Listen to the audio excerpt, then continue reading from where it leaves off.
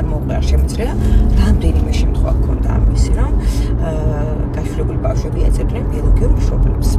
ნუ ვიპოვეთ ეს ბიოლოგიური მშობლები, მაგრამ ხა მარტივ არ არის ხო ხდები ამ ხალხთან ამ ხალხთან დაკავშირება და გამარჯვება ხა შენ რომ 40 წრეში შვილი გაშვილედად ჩემო ოჯახმა რო არის ეს სტრესის გეძებს, ანუ ამ ყოფის ისე მოგვარება რომ არავინ არ გაიგოს და უმტკივნეულად ჩაიეროს ყოფება არ არის მარტივ. და რამდენიმე შემთხვევა გქონდა, როდესაც ვიპოვეთ ბიოლოგიური ოჯახი და გაშვილებულ ბავშვს მშობლები არ მოეწონა. აი ეს პირდაპირ არ მოეწონა. არ მოეწონა და გადაწყვიტა რომ აღარ ეძებოს და გადაწყვიტა რომ არ გამოჩნდეს მათთან. და ეხლა ჩვენი მდგომარეობა წარმოიდგინეთ ეს ხალხი ეხლა დღეს ჩავაგდეთ და უცებ ვიცით რა შულს არ მოეწონეთ. ბოდიში.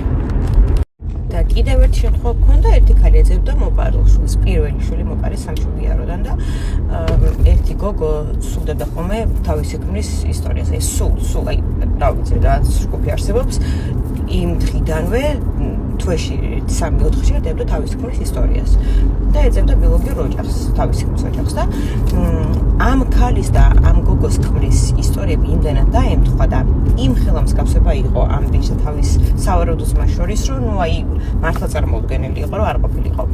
მაგრამ პასუხი ვერ დავადგინეთ, იცით რატომ?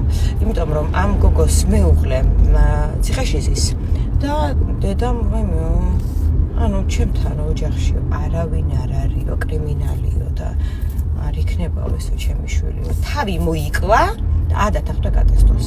აი ესე შემთხვევები წავს. ნუ ვიცი, რისი ღირსია ესეთი კარი. აი რისი ღირსია. ყველას მოსდის ცხოვრებაში შეცდომა და შეცდომის გადაწყვეტილი არავინ არის და ვის რატო ემართება არავინ იცის აი. არ ვიცი, წარმოუდგენელად ვაწყობთ.